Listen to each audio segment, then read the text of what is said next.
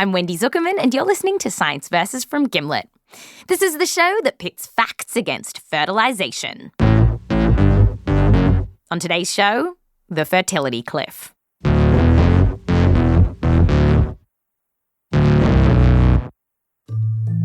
Whether you want a kid right now or you're thinking, maybe someday, you might have wondered, is it a problem if you wait too long?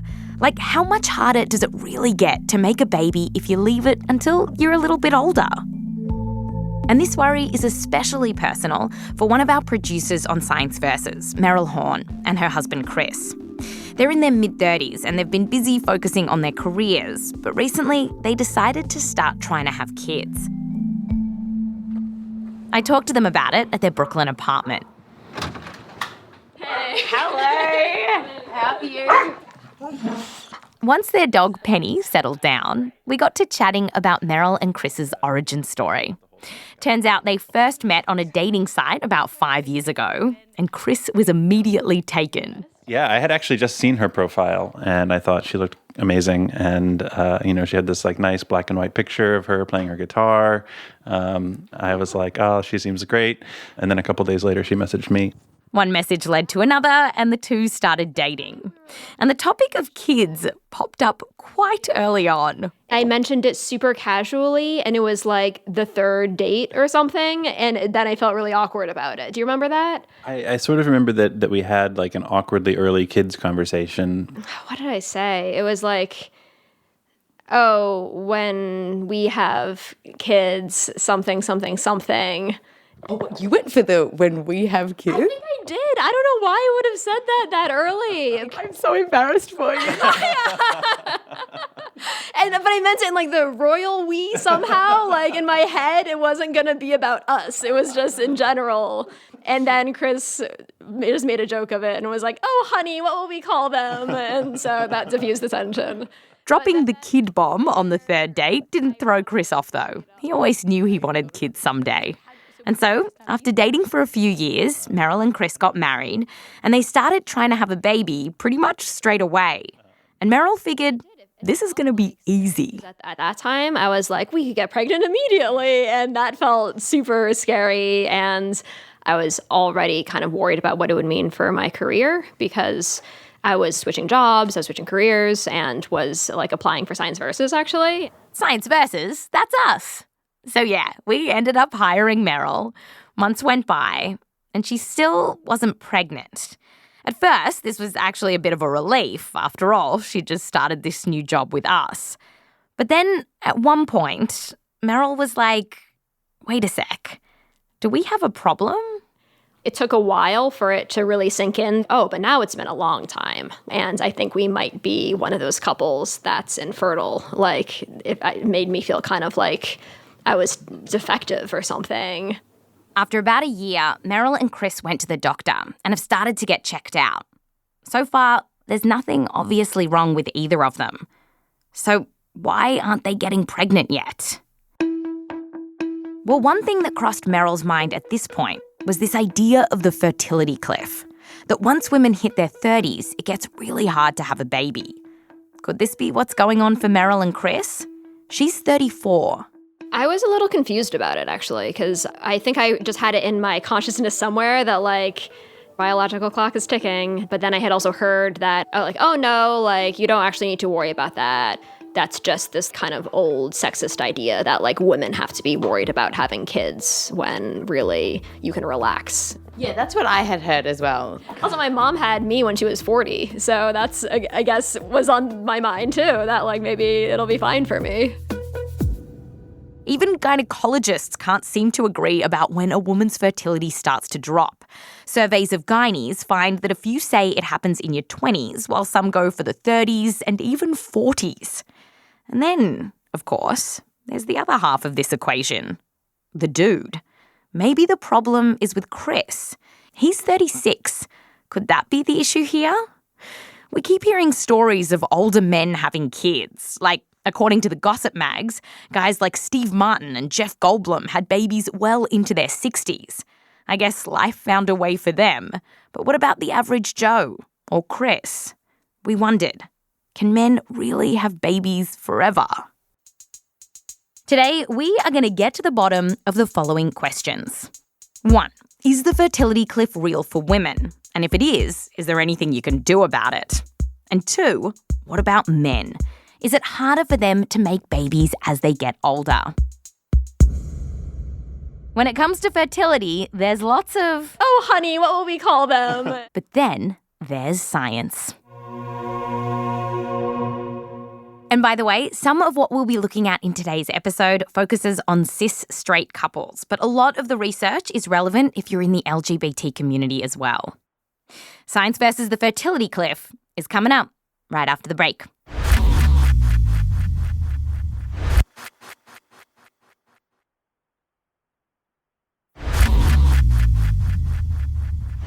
Welcome back. Today, we're looking at the fertility cliff. More and more people in the US are waiting until their 30s to have kids. We want our careers in order, good partner in check, and literally a decade of partying before we have to deal with babies crying and crapping all day. But by waiting, are we actually jeopardizing our shot at having a biological kid? Let's start with the potential issues of waiting for people with ovaries. The idea that women in their 30s struggle to get pregnant has actually been in the scientific literature for decades and was being taught in universities as scientific fact, which is where Lauren Wise first remembers seeing it. There was a cliff happening at around age 30. 30, ooh. And was it pretty cliffy? It was pretty cliffy. It was like a straight line from, age 18 to 30, and then this amazing drop. Almost looks like a ski hill type drop. But yeah, it looked like a pretty big cliff. Oh man, I could just imagine you guys learning about that in school. I mean, it's making my heart drop to my stomach. Yes. Lauren is now a professor of epidemiology at Boston University. And she told us that a few years ago, one academic started questioning the science behind the fertility cliff. The criticism that was raised was that this cliff, the idea of the cliff, is based on really poor data. It turned out that some of the first studies describing the fertility cliff were using data from the 1600s, while other studies were finding the cliff after looking at Amish couples who had pumped out a bunch of kiddos when they were younger, and the researchers were now tracking to see if they had less bubs in their 30s. But for decades, what was missing in the research were modern couples like Meryl and Chris, who had never tried to have a baby until they were older. And so for the women who want to know, can I wait until I'm in my 30s? There were no data. No data? No data. Wow. These criticisms of the fertility cliff started to get a lot of media attention. And in the last few years, we've seen more and more think pieces coming out saying that this whole cliff thing is bunk. If you don't have fertility problems already, you can have a baby later than you think. Age doesn't really affect fertility that much until you're in your 40s. So what is going on? Is the fertility cliff real or not? Luckily, Lauren and her team have dug into this. They recruited around 3,000 couples who were trying to get pregnant and tracked them to see who was the most likely to have a bun in the oven after a year. So, what did she find? You still see evidence of a rapid decline in the chances of pregnancy after around age 33. So the cliff was still right. The cliff was still there. Was it as cliffy? I would say it was as cliffy as what the previous data showed, but at a slightly later age. Back in school, Lauren had seen that women's fertility starts dropping at 30, while her new research found that the cliff really started at around 33. And that actually matched what she personally had gone through. So it wasn't surprising to me because I was living that experience. I mean, I had trouble trying to conceive my firstborn child at age 32, so I was feeling that age was already catching up to me and that maybe it was having an impact on my own fertility. Meanwhile, another study came out showing the same thing. The fertility cliff is real, and it starts at around 33. So for Meryl, who's 34, how dire is this? Like, once you hit your mid-30s, do you just fall off the edge of the cliff like that chick reaching for the cup of Christ in Indiana Jones? Well, not exactly. it just gets harder on average for women to get pregnant. For example, let's take a group of women trying to have a baby in their mid-30s. Say they're 34 to 36. How many get knocked up after a year? Over a 12-month period, it's about 75%. 75%? It's not too bad. It's not. It's not terrible. So, within a year, 3 out of 4 women in their mid-30s will be pregnant. The problem is that after your mid-30s, with each passing year, your chances of getting pregnant get lower and lower, so that when you're 40, around half of women will get pregnant after a year. So that's where some of the confusion about whether the cliff exists might be coming from. It's not like no women get pregnant after their mid-30s, but on average, it does get harder. So rather than a cliff, it really is more like a fertility ski slope. Meryl, our producer who's struggling with this right now, was here all through this conversation with Lauren, and knowing about the ski slope kind of changed how she felt about her own situation. If it could just be sort of normal aging, it kind of makes me feel like a little bit better on the one hand, that like, oh, it's nothing, it's not that I'm defective. This is just part of the natural process. But then it's hard to know how worried I should be. It's hard to tell. I mean, I think, it's a normal process, and it makes sense that women in their 30s are going to start having problems conceiving. And so, yes, I can see how that's somewhat reassuring. I know it's hard to hear when you're in the middle of it, but yeah, I wish you the best of luck. So now that we know this fertility ski slope exists, we wanted to know what's causing it. Like, what is going on in our bodies to make it so much harder to get a kick in the caboodle? To find out, we spoke to a bona fide expert. So my name's Mary Sabatini. I'm a reproductive endocrinologist and infertility specialist, and I work at the Massachusetts General Hospital. Mary told us that there's this idea out there that women have a harder time getting preggers in their 30s because they start to run out of eggs. But she says that's actually not what's going on. So this is one of my, I think, the biggest misconception that's out there. It is true that women are born with lots of eggs, millions, and the number goes down and down. But by the time you're in your 30s, you still have around 50,000. And you know what they say? You only need 1 egg to make a small omelette. Okay, so there's a test that tells you whether your egg supply is running low. It looks at your so-called ovarian reserve. But a recent study found that this actually doesn't do a good job of predicting who will get pregnant naturally. So there are great studies out there that show that there are people with great ovarian reserve who can't get pregnant, and there are people out there with terrible ovarian reserve who get pregnant easily. So it doesn't look like the number of eggs is the problem here. So Meryl wanted to know, if that's not the problem, what is? So what's going on? What's happening? Why are my eggs less likely to end up turning into a baby? So it's the quality of the egg that changes. Yeah, the eggs themselves are getting worse over time. It's much like buying eggs and putting in your refrigerator. You can't just leave them there forever. And the best evidence that we have that aging eggs are the problem here is because of research done on people who have had IVF. This is a process where you take a sperm and an egg and combine it in a petri dish and then pop the embryo into a uterus. Now, through the magic of science and capitalism, you can now do this with all kinds of combinations. So you can mix and match using a donor sperm or donor egg or donor uterus, like with a surrogate. And because of this, scientists have now figured out a lot of what really matters for baby making. One of the things that IVF taught us is that the age of the uterus is irrelevant. That is, if you use a younger woman's egg in combo with an older uterus, it still has a high chance of eventually working. So we really know. So it's the eggs. They're the ones that are getting older in this process. Unfortunately, yes. And, I think that's what's so hard about reproduction in women in today's world is that it really is about time. And what's happening in that time is that it gets trickier for your eggs to do this critical thing. So to make a baby, your egg has to chuck out some of its DNA so that it can make room for the DNA in the sperm. And that process can go wrong, especially as we get older. So you start to see more mistakes in the DNA. And those can lead to issues like miscarriages, Down syndrome, and other genetic conditions. Okay, so if you're on the edge of the fertility ski slope and you're not ready to have kids, this can sound pretty scary. Is there anything we can do about it? Well, one idea that's been getting a lot of attention recently is that to stop the biological clock, women should be freezing their eggs.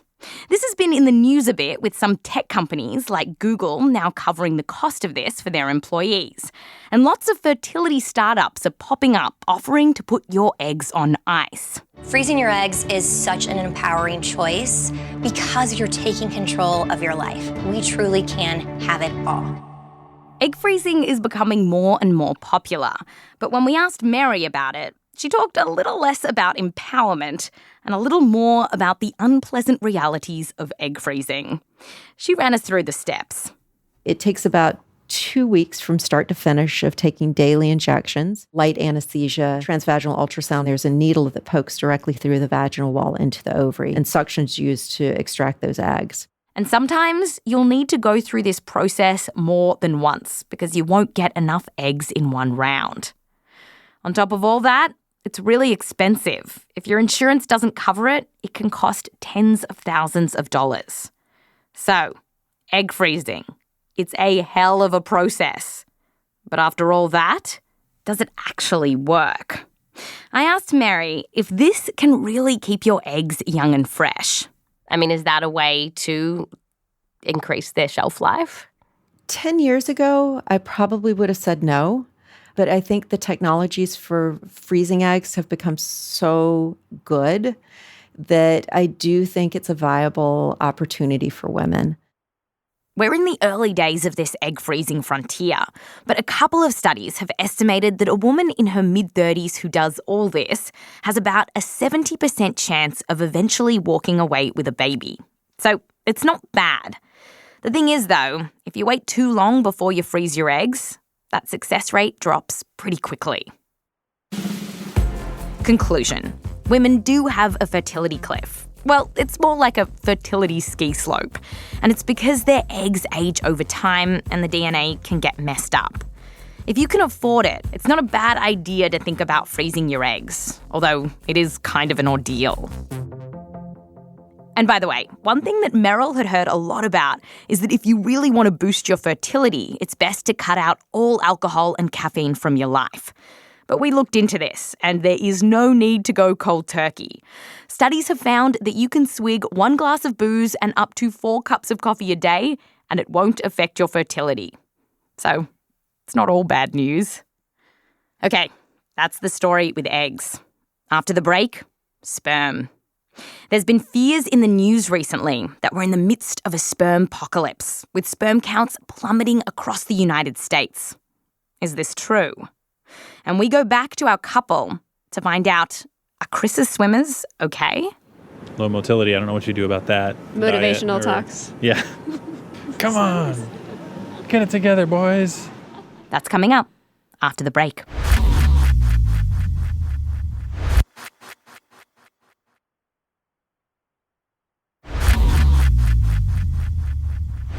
Welcome back. We've just learned that for women, the fertility cliff is pretty much real.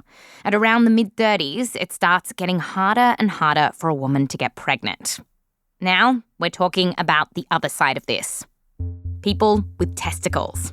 Because even though the focus of getting knocked up has historically been on the women, when you look at everyone, regardless of age, for half of all infertile couples, it's the men who have the problem. And funnily enough, early on, our producer Meryl Horn and her husband actually had the same idea about who was the source of their troubles.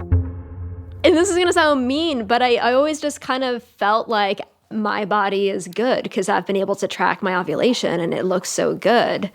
Yeah, I think part of me just assumes it's Chris. No, I mean, I think I've generally assumed that if something was wrong with one of us, it was probably me. Really? So Yeah. Chris went to the doctor for some initial testing, and they didn't find any obvious problems with his plumbing. Yeah, the testicles look good.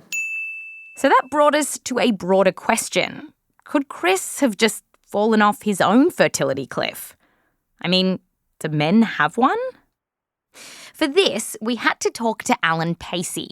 He's a professor of andrology at the University of Sheffield, and he's been studying all kinds of sperm for decades. So my PhD was on a little worm that lived in the sand. So like the sperm of a sperm, really? The sperm of a worm. And it was really stressful but interesting. So this is a worm that only breeds once a year. Okay? Mm-hmm. And not only that, all of the males ejaculate in the same half hour. Oh my gosh. It seems to be synchronized with the moon or the tides or something. After a surprisingly long chat about worm sperm, you see these little white patches appear. we got onto the topic of the male fertility cliff. And Allan told us that a lot of people have this assumption that men can just go on having babies until they're decrepit.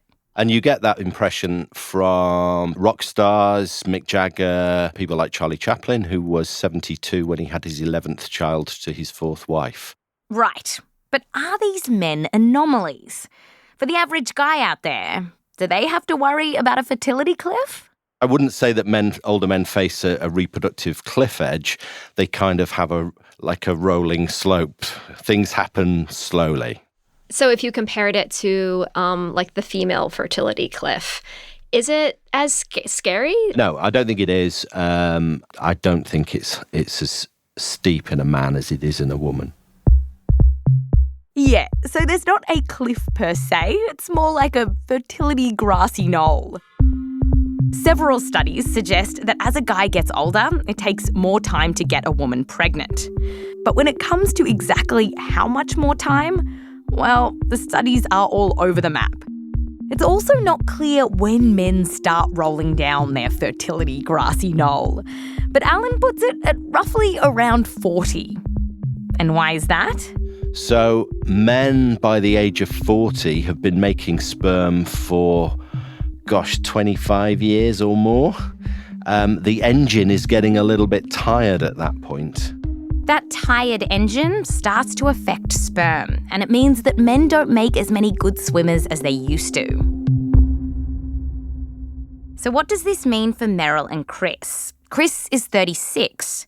Has he been affected by his fertility grassy knoll? Allan told us about this home test that you could do. Sitting on my kitchen table at home is a device that you can clip to an iPhone and a little chamber where you can put a drop of your sperm, and it will use the iPhone to make the measurement for you. It sounds super dinky, but it's actually FDA approved to basically tell you if your swimmers can swim. I think that's fantastic. So Meryl and Chris decided, why not give it a go themselves? All right. Should we get this thing started? Yep. Turn your phone into a sperm testing device. All right. To start, Chris mixes some of his semen with a special little powder that turns the semen pink. But it can be a little tricky to use. Oh, I think you put the wrong end in the bottle. Did I? Yeah. I tried to ask you. I needed a scientist. I It's put the wrong end of the pipette into the bottle. So I'm going to have the sperm juice on my hand. They put the sperm juice onto a plastic slide, which slots into a device so that your camera then acts like a tiny microscope. And what else can you put in this thing? And just Oh, we should go to the park later and collect pond water and then look at little paramecium. Yeah. What a nerd. No wonder we hired Meryl. The results pop up telling you how many swimmers you've got and whether it's low or normal. And while this whole thing started out a little jokey, it started to hit home that this could actually explain why Meryl and Chris were having trouble. And they both got a little anxious. I just got a flutter in my chest. I hope it's good. We'll see. 1 minute and 5 seconds. Whoa, it's so precise. 1 minute and 5 seconds. High range. High range of normal. I passed. Wow. My boys can swim. Later, they got this checked by a real doctor too, and those results matched up with this stinky DIY kit. Yeah, so are you happy now? I mean, I guess. I don't know. Then why aren't we pregnant? So Chris's sperm doesn't seem to be the reason that Meryl isn't pregnant. And at 36, Chris probably isn't rolling down his fertility grassy knoll. But zooming out here, the research is showing that it's not just about whether your boys can swim. There's another concern. As men get older, you start to see an uptick in certain medical conditions in their kids. Here's Allan. You see more disorders like achondroplasia, which is when someone has short stature. You see mutations related to autism. So the risks are actually quite small, but they're statistically significant. So, for example, one big study found that if a chap is in his 30s, the risk that his child will have autism is 1.2%. That risk goes up to about 1.4% if he's in his 40s. And it just keeps creeping up. And to understand why we think older dads are more likely to have kids with various conditions, we have to tell you about your granddad's jizz. Kinda. Okay, here we go. So, testicles. They pump out fresh sperm throughout a man's life. And that means even 90-year-olds are making new sperm every day. And by now, their gear is getting a little clumsy and it starts making mistakes. Genetic mistakes. So many different genetic errors would be evident in the sperm of a 40-year-old in comparison to a 20, 25-year-old. Scientists have actually mapped the genome of different aged fathers and their kids, and they could see that as men got older, their children had more genetic mutations. Allan has an analogy for what seems to be going on here. He's like, think of the sperm-making machinery as a kind of mould, like a waffle iron. Year after year, you use that same waffle iron to make sperm. And over time, it might get a little damaged. But if somebody scratches the inside of the mould... In this case, is that the testicles? Indeed, yeah, that's what I mean. Right, okay. Then forevermore, the thing you're making will be defective. It's that defective sperm-making machinery that passes little genetic mistakes onto kids. Now, a lot of the time, it's not a big deal, but it does up the chances of kids having some genetic conditions. Conclusion. Men's fertility does go down a little as they age, but it is not like a cliff. It's more like a gentle slope. But our final question is this. Could there be another threat lurking around the corner for male fertility? Because some studies are reporting that men's sperm counts have been dropping dramatically and that we could be heading into a fertility crisis soon. A health alert tonight regarding sperm counts. A new study just out showing they're plummeting. So sperm count in men declined by 50 to 60%. If this continues, we're doomed. These scary reports are based on real science. A big review came out a couple of years ago which seemed to show that since the 1970s, sperm counts in North America, Europe, Australia and New Zealand had dropped, on average, by more than 50%. And while we're not at the point where it's affecting fertility now, some are saying that if things keep going the same way, this will cause a massive fertility crisis in just a few decades. Now, currently, it's not clear what might be causing this sperm-pocalypse, but one clue is that the drop didn't seem to be happening everywhere. This study didn't find it in South America, Africa, or Asia, which is making some think that it's something about our Western lives that's killing the sperm. Here's Allan. People always gravitate to kind of Western habits, be it pesticides, be it processed food or what have you, but really we don't know. But before we prepare ourselves to live in A Handmaid's Tale, Allan says that there is actually a huge debate going on amongst sperm-counting boffins as to whether this sperm-aggedon is happening at all. And a big reason for this is because of the difficulties of counting sperm.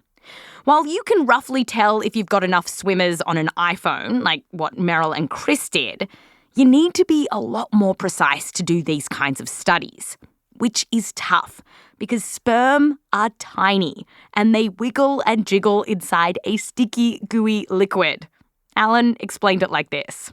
Semen is a viscous substance. Even picking it up in a defined way, I want to measure 100 microliters. of semen, and I want to see how many sperm is in there. You can't even pick it up in a good way because it's really viscous. It's like the cheese on the top of a pizza. It will keep on going. So when you're trying... Thanks for that image, by the way. Wonderful. So when you're trying to count sperm, that's just one potential source of error. There are so many tricky things with counting sperm and such a lack of consistency from lab to lab, country to country. In fact, the World Health Organization publishes a guide to examining human semen, and the latest edition was 271 pages long. So for now, Allan and others that we spoke to say this really could be a huge counting error. I'm as skeptical on the fact that the sperm counts are declining on the basis of the data that I've seen. So when will we know if sperm counts really are dropping? Well, one answer to that is if they are dropping, we might know when we finally get infertility and men don't have any sperm left, but that's probably too late. Allan is kind of joking here, but also kind of not.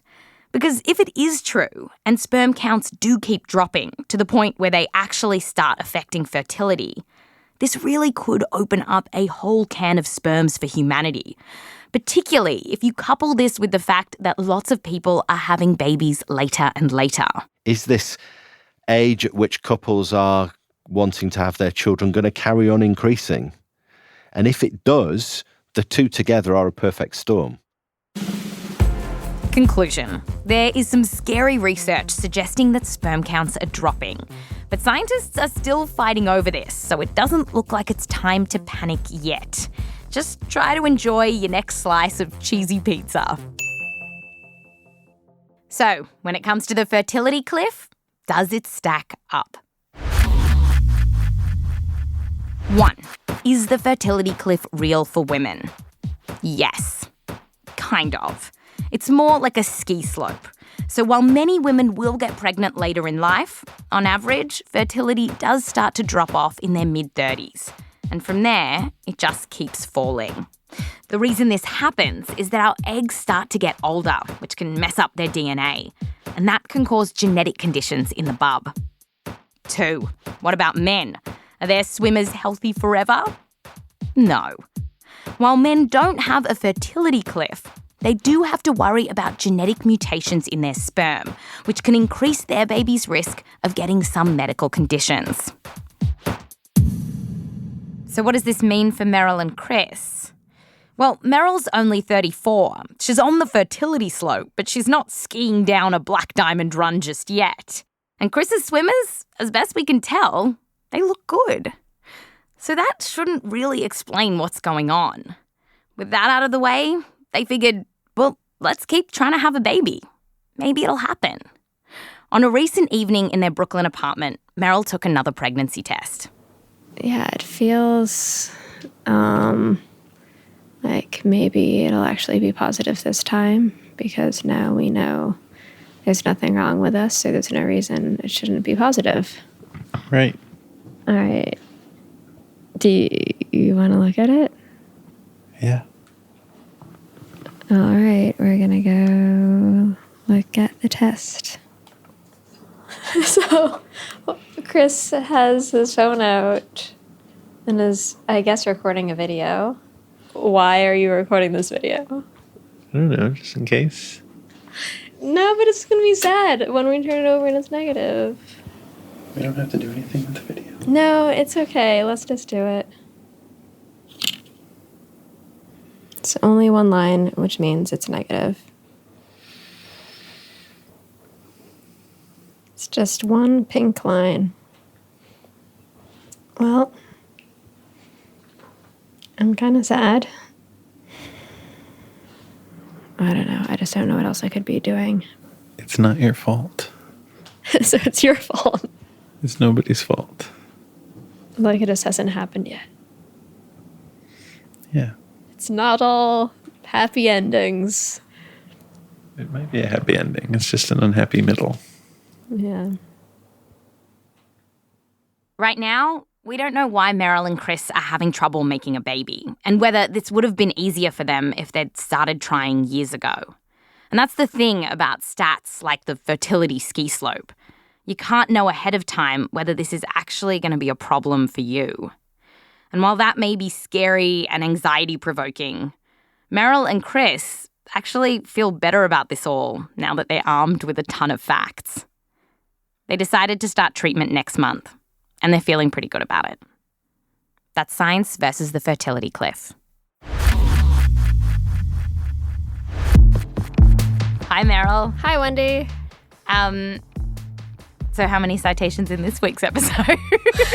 I have found, along with the rest of our team, 121 citations for this script. 121 citations. Yep. And where can people go if they want to see them all in all their glory? You can find them in our show notes or our website. And if you want to look at the fertility cliff in all its non-glory. You mean the fertility ski slope? The fertility ski slope. You can find that on our Instagram, which is science_VS. Oh, and by the way, if you liked this week's episode, Gimlet has just released a brand new show that you should check out. It's hosted by reproductive psychiatrist Alexandra Sachs, and each episode is kind of like therapy for women struggling with all kinds of issues. It's actually really good. I've already listened to the first 2 episodes and I'm addicted. Oh, wow. It's called Motherhood Sessions. We're going to play a little bit of it for you here. In this episode, Alexandra talks to a woman called Tony who is facing the fertility ski slope as a single woman. Here it is. If there's one thing you could get help with today from me, what would that be? I think I have always wanted to be a mother. If you asked me what I wanted to be when I grew up as a child, it was not a ballerina or a teacher, it was a mother. I thought that was like the ultimate job. But what if that doesn't come to fruition? What doesn't come to fruition? If me becoming a mother does not come to fruition, like, how do I process that and how will I feel okay about it? And I'm at the point where, like, for many years, it was just like, I don't care about a plan. Like, things will happen when they happen, how they happen. Mm-hmm. I think, unfortunately, that biological limitation is what kind of creates this whole kind of uncertainty. Yeah. I have many friends who are in the same situation where I'm like, this is the year where I kind of have to figure it out. Like, if that person does not materialize, I have to prioritize a child over my soulmate, because I literally have my entire life to find my soulmate, and I do not have my entire life to birth children.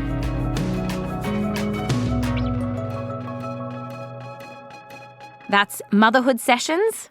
Find it on Spotify or wherever you listen to podcasts.